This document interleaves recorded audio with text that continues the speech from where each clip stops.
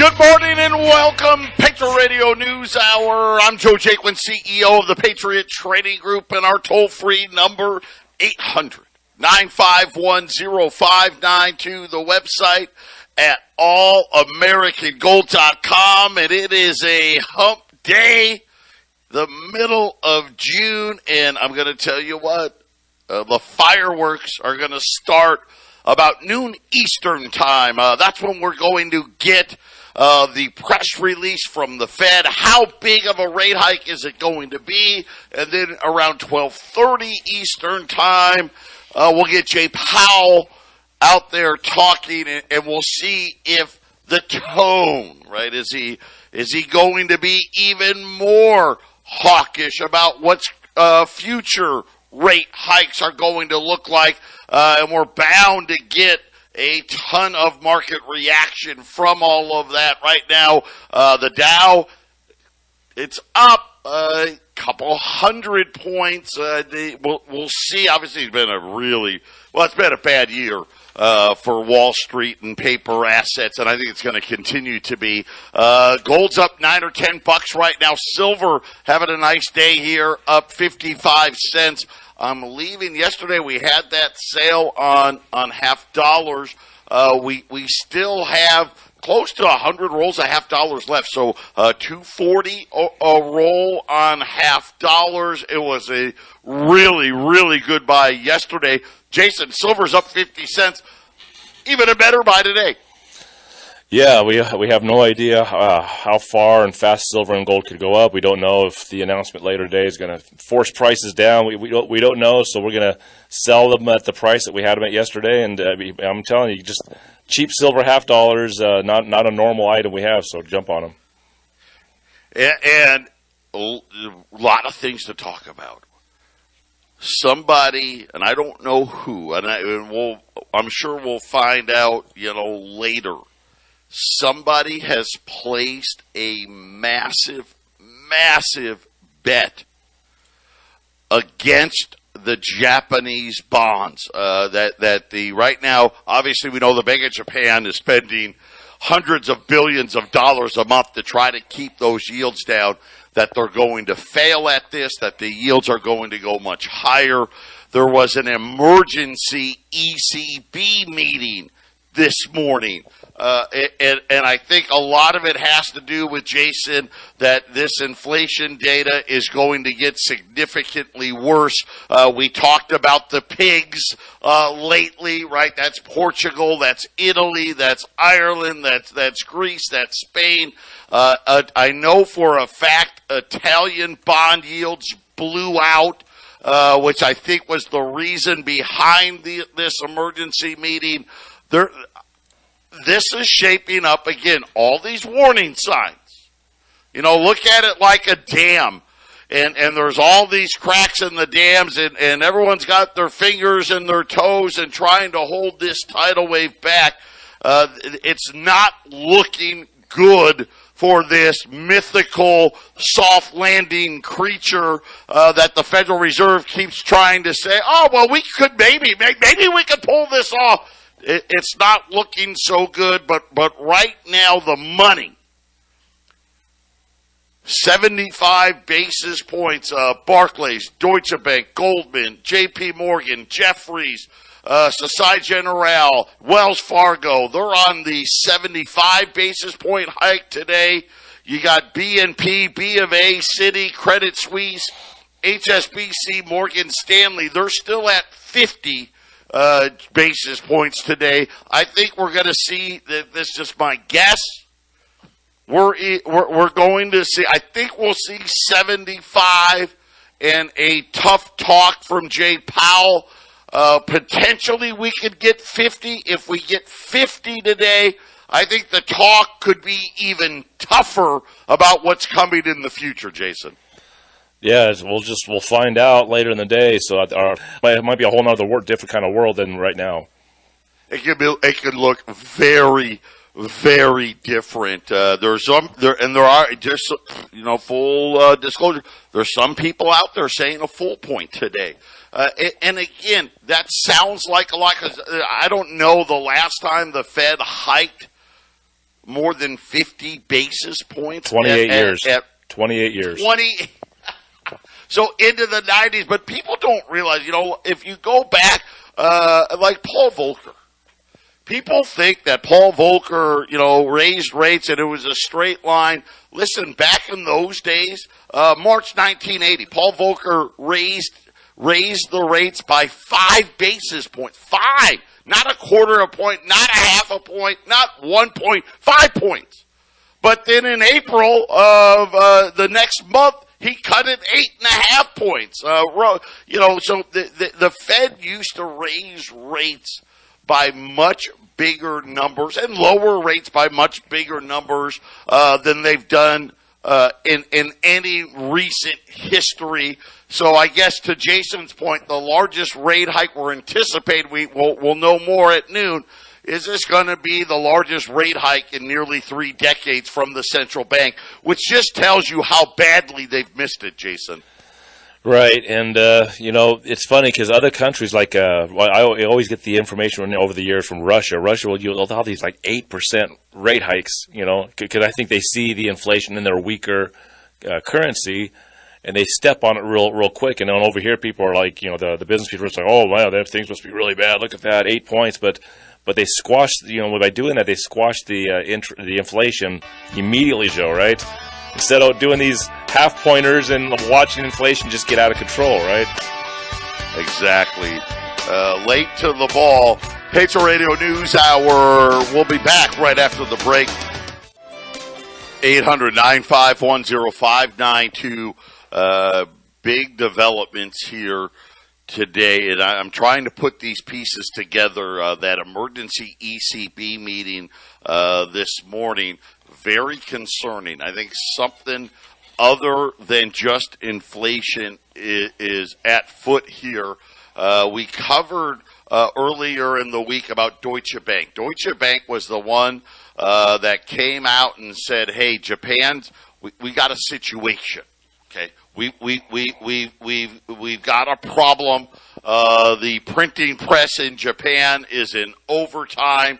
Deutsche Bank warning that the MMT, that modern money theory, the currency and the Japanese financial markets are in the process of losing any sort of fundamental based valuation anchor. In other words, being very, very simply, Deutsche Bank is warning about the Japanese fiat currency blowing up here.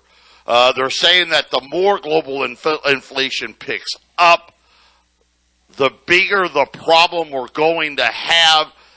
They're saying as a result, we will soon enter a phase where dramatic and unpredictable non-linearities in Japanese financial markets are going to start kicking in.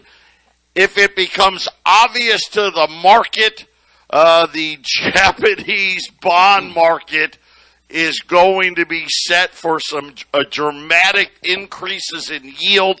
They're warning. Here's an interesting thing, Jason. They're warning that Japan may be the test market this time around. That's a whole. Remember last time, Greece and Cyprus were test markets. Japan's that's a whole different level when we're talking about markets out there. Yeah, Japan's top 4 economy in the world. They're really number 3 right now. So it's when things go wrong there. And it's funny because as we've gone through coronavirus, and then we've had this inflation come up. Japan's been in really bad shape for a long time, and it's kind of like a problem that's been ignored as long as possible. Now it looks like possibly this may end up getting a lion's share of the news if things explode there. Joe, excuse me. I got all these radio guys I'd have to talk to every day. What happens if Japan? And then they don't have the world reserve currency, Joe. They have a large economy and a largely used currency. What happens? I'm just sitting here thinking about what happens if they implode, Joe. How does every single nation on earth not implode with it, because it's just too big. And even though it's not China, not U.S., it's big, Joe. But it's big. This is, man, be really careful here. Again, these are all signs, right? Like when people go bankrupt, well, you didn't go bankrupt all at once, right? You started falling behind. You maxed out the credit cards. You started paying your bills late. Then maybe some of the bills you didn't pay at all, right? And all of a sudden, right? Then all of a sudden you're bankrupt. Well, it wasn't all of a sudden. You had all these signs. This is a huge sign. Something's up. And Joe, remember, Japan bought their stock market recently. They basically purchased. They're the largest holder of their stock market. I mean, the unwinding here could be at a scale that we haven't seen. Zero Hedge is now reporting that Blue Bay. For those of you that don't know Blue Bay, it's not a name that I talk about often. They are one of the world's largest hedge funds, and they primarily deal in fixed assets. Okay, so these are going to be treasury bonds of nations here. According to Zero Hedge, Blue Bay Asset Management is gearing up in what they're calling a George Soros moment in the against the Bank of Japan. Remember, Soros, right? The Asian market crisis. Soros was the one that forced the Bank of England, right, to sell all their gold reserves and all of those things. They're now saying that Blue Bay is the one that is behind it. This is a massive bet. That the Bank of Japan is going to lose control, saying that the central bank is going to be forced to abandon its policy and get in that it's out of sync with its global peers. Jason, this is a big development here. Absolutely. I mean, every day you come in with this stuff, Joe. Sometimes it's funny because when I'm on the air with Joe, I've been doing the Half Empty Cup of Joe since September last year, so we're not quite a year. Sometimes I catch myself, Joe, sort of in my car driving and listening to you. So sometimes I get kind of lost listening. It's like, oh man, here's more of this stuff and more of this stuff, and it doesn't stop, Joe. I mean, I want to hit cryptocurrencies a little later in the show again because what they're doing there, and where do these companies, where do these governments, where do they have to go? They have nowhere to go. What decisions can be made? This is a big problem here.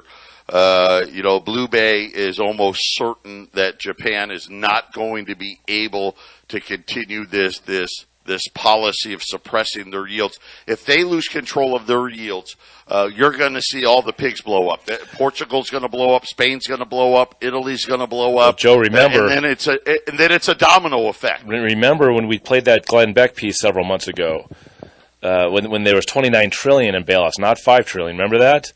And who got the big lion's share as far as foreign governments? It was Japan. They got $3.7 trillion in bailouts back in 2008, 9, 10, 11.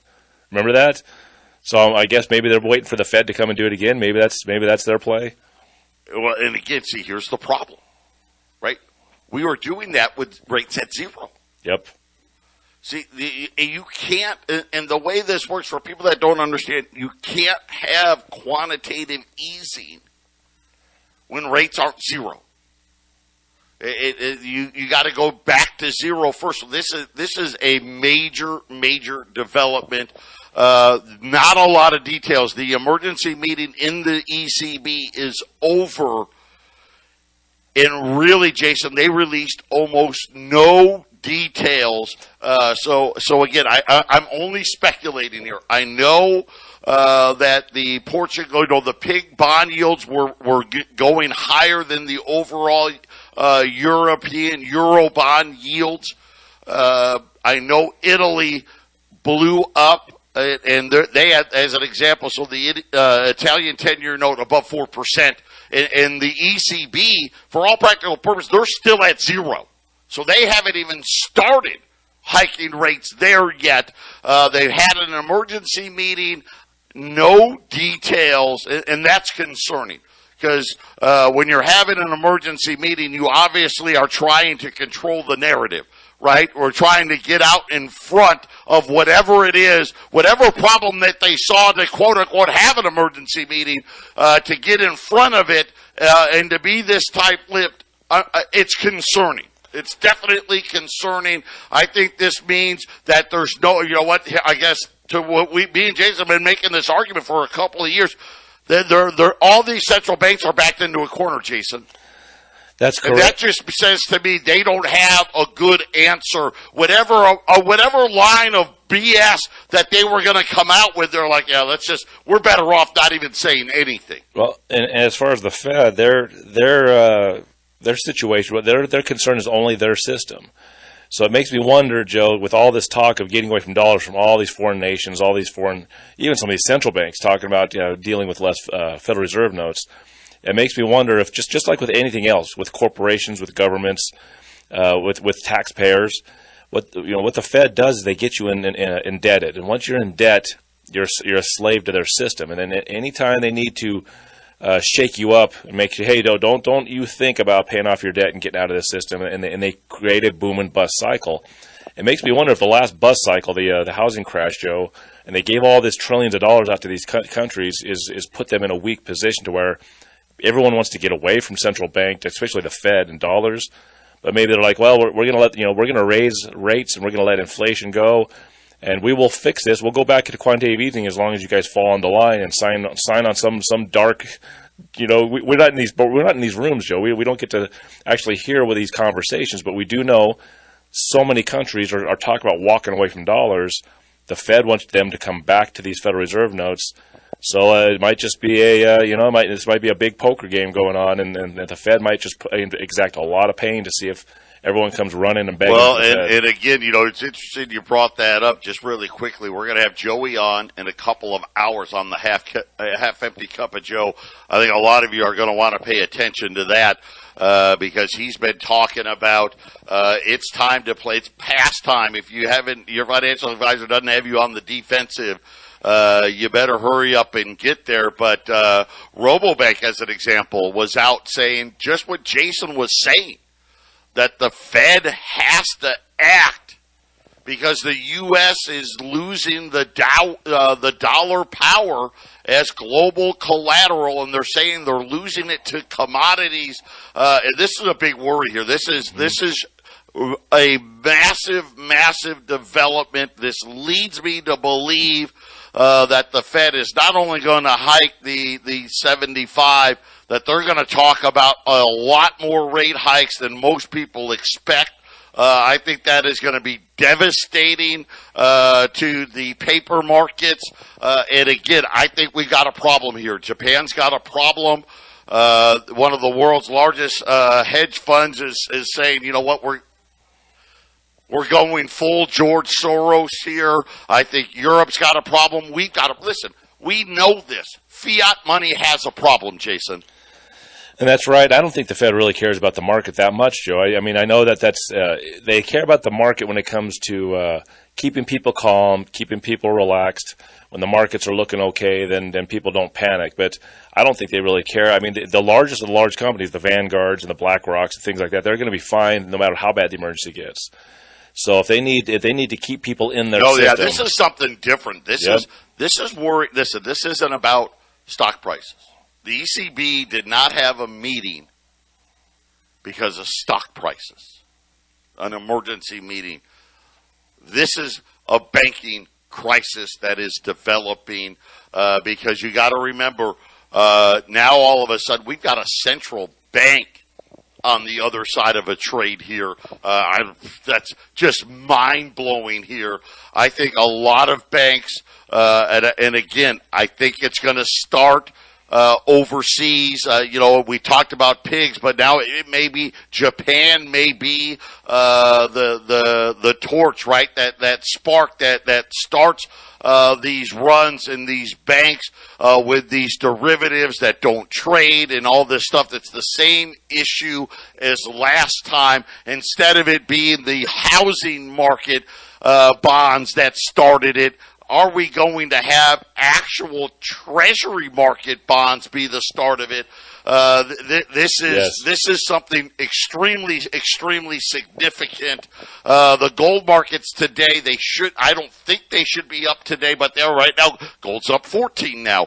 It's an interesting development here. Joe, I think your last statement about treasuries, I think that's the key. I mean, the Fed just barely started selling their balance sheet. They just started, and I think that's what the rest of the world is looking at. I think it started today. I think it started today. They're looking at that $9 trillion balance sheet, kind of like our national debt is at $30 trillion. I don't think anybody across the world wants that balance sheet to go below $9 trillion. In fact, I think the rest of them, they want it to go up every year now, just like our national debt. So by selling anything off that sheet, I think that's where a lot of this is happening. They know what's going to happen if they start releasing billions and billions and then trillions of dollars back into a flooded market. It's just supply and demand. Can you imagine if they sell off $2 trillion worth of stuff, what would happen? This is incredible. I got comments from the Blue Bay CEO. That's going to come up on the other side of the break. Wow. I'll share it with you after we pay a few bills. 800-951-0592. Once again, we've got rolls of $50. They're $240 a roll. Right now, $20 gold pieces, $21.65. I'm just going to let everybody know at 12 o'clock, those prices may go out the window. I don't know what's going to happen. For some reason, I just feel like there's going to be a big move in one direction or the other, but that remains to be seen. We will adjust prices accordingly. So right now, this is where we're at. $240 is the big sale of the day on silver, $50. Right now, silver's up over 50 cents from where we were yesterday. So it makes that deal even better today. And $20 gold, like I said, $21.65, with the caveat that in a few hours here, those numbers could be completely irrelevant. We'll have to wait and see. So, again, Zero Hedge reporting big news. So it's Blue Bay Asset Management. Just to give you an idea, $127 billion worth of assets that Blue Bay has. So this is not a small player by any means. Mark Dowding, he is their chief investment officer. He is based in London, in case that was important to anybody. And here's what he has had to say, really significant in talking about where he feels Japan is, calling the Bank of Japan the last man standing in this modern money theory, and it's going to end with a very messy, huge implications for global rates, from Deutsche Bank's strategist saying, reiterating where Blue Bay is at right now. Here's what Dowding had to say. There is almost no downside to being short Japanese rates via futures or yen swaps. Yield curve control is designed so that the more the Fed hikes, the more the Bank of Japan is going to need to ease and grow its balance sheet, and that makes it completely unattainable. Think about this. Last month, Japan Central Bank had to spend $300 billion to try to protect this, Jason, and it looks like here this is not going to end well. No, Joe, it's almost like the Japanese central bank. It's almost like they feel like they're the Fed, like they have the world reserve currency, like they don't have any price to pay with what they've been doing. I'd say over the last 10 years, Joe. So it's they are not the world reserve currency, and we went back to that conversation we had yesterday about the currencies that are in that basket at the IMF. Hey, we're in the basket, so we can be really we can go ahead and play like this. And something's gonna give us our soft landing, right, Joe? Maybe they think they got a soft landing because hey, we're in that basket too. We don't want that. You don't want that basket to blow up, so we're going to keep trying to keep our economy floating if we have to print up to the moon. And I don't know, Joe. Yeah, this is going to have huge impacts on rates. Rates will be much, much higher. I don't like this at all here. By the way, we did have economic data out today. Retail sales. This was a May number. And remember, we're barely holding on to a positive GDP print for the second quarter. We know we had a negative print in the first quarter. According to the data out, this was a big miss. May's retail sales disappointed. Actually, we're down 0.3%.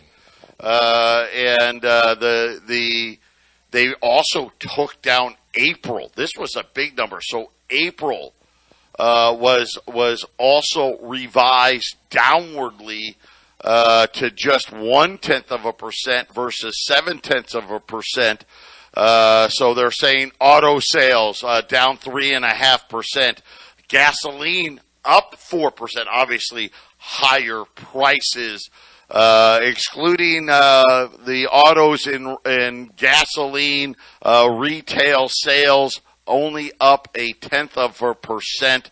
That was the worst number this year, Jason.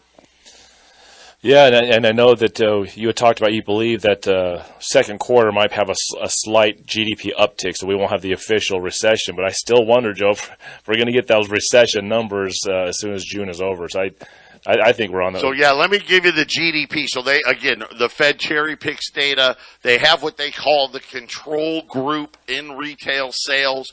April's control number was up 1%. They've revised that number to just 0.5%.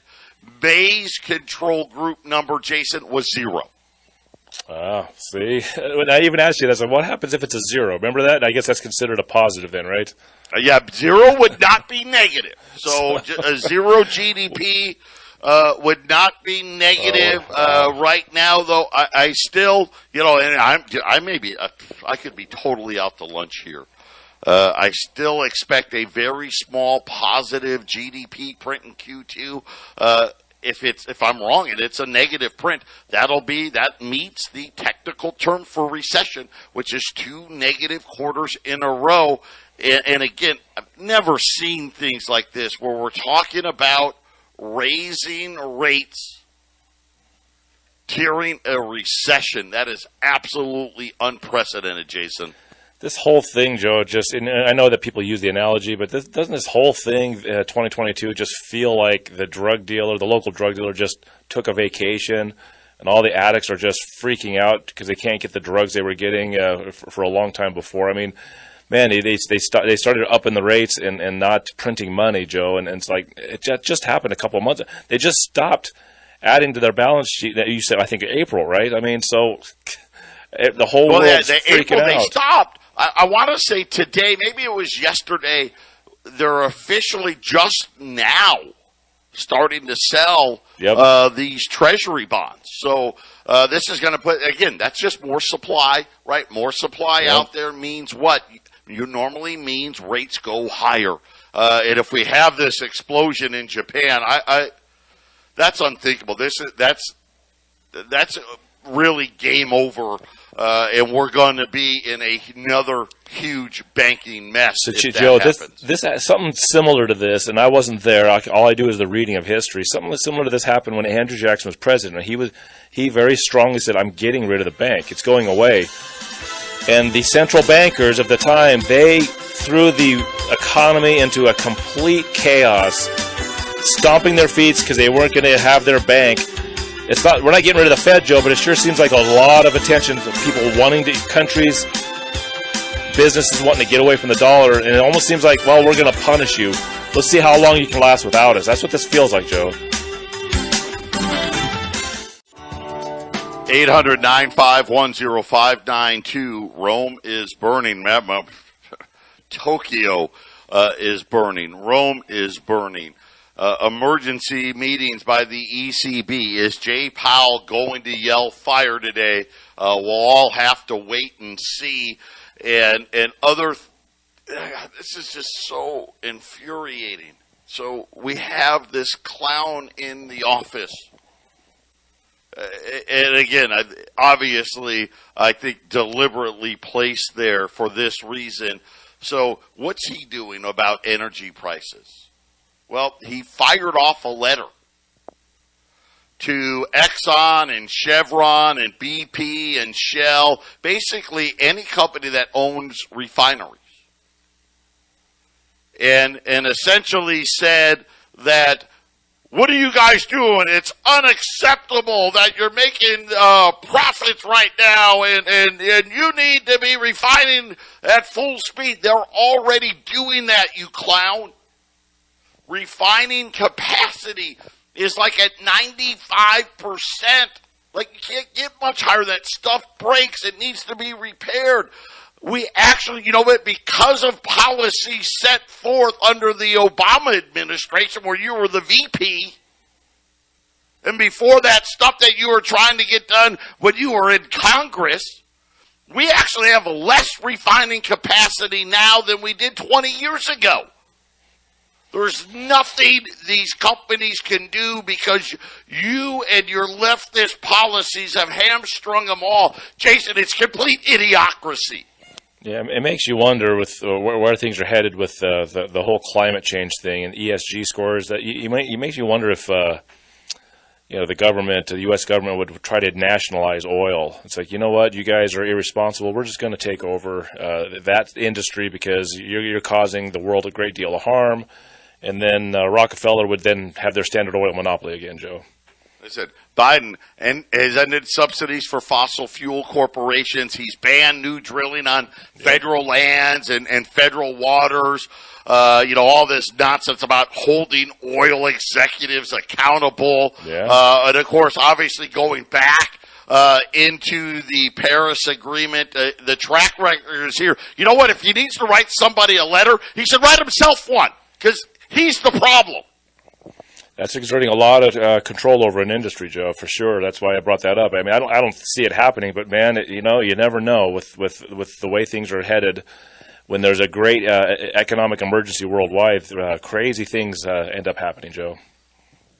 Yeah, listen, I think a lot of crazy things are about to happen. This feels a lot like the housing bubble bursting.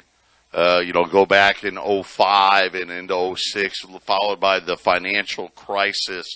The one thing that I think we're sleeping on right now, because the housing crisis, that was happening right here, right now.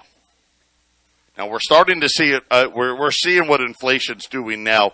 It's about to get so much worse. I think that's why Blue Bay is so confident in their bet. They know. Everybody knows. This is going to get very, very, very ugly, and these banks are in no better position than they were back then. I think we're going to see some unprecedented things happening to balance sheets across the spectrum here. And now we're talking about the biggest market of all, the biggest bubble of all. It's not Wall Street. It's the bond market. That is the biggest bubble of them all. And just as some more, if you want more economic data, we did get home builder sentiment. And I don't need to tell you, it was absolute trash. They were just like, nobody's buying. Our costs. So by the way, home builders are saying the cost for them to build a home up 20% from the same month last year. So that probably really gives you a good indication, Jason, of what the real inflation rate is. And that's the only reason, Joe, I've said if there's a housing price crash, I just don't see how far down it can go when the inflation's going to push the price up. I mean, housing is going to freeze right in place, in kind of my opinion, Joe. And you got to remember, this is real simple. It's the same thing with housing.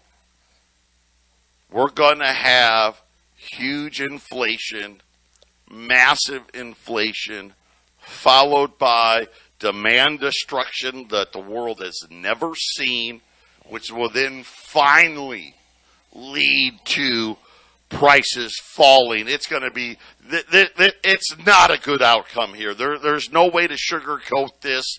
I've never in my, like I said, I've been doing this 20 years. I've never seen freaking hedge funds just openly go after central banks. I mean, we haven't seen this since the Soros days, and this is going to have nasty, nasty complications for the fiats and for the central banks.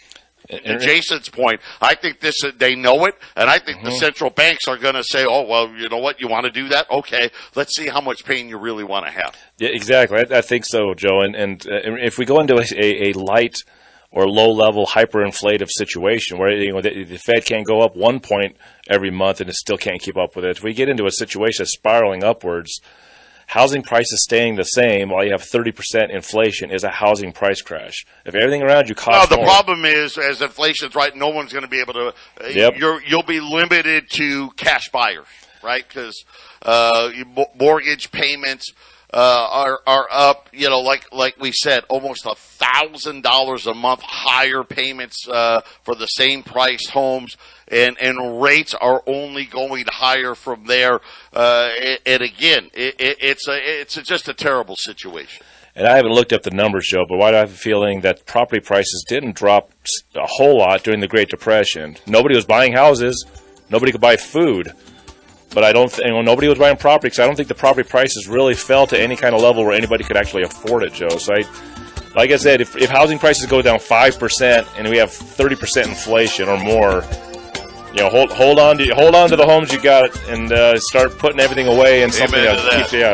Gold and silver. That's your savings when it comes to inflation, man. You guys got to put it away. Oh boy, more people sounding off. Bill Ackman, he's pushing Pershing Square, another big guy on TV all the time. Now saying that the Fed needs to raise a full point today, a full point next meeting. Said that it was nothing but hopium to expect that taking the Fed's rate to 4% or less would be sufficient. Says the Fed funds rate probably needs to be to at least 6%. Jeff Gundlach, wow. Of course, he's one of the guys I watch. Something's up. The Fed should raise rates by 3% today. That was his comment.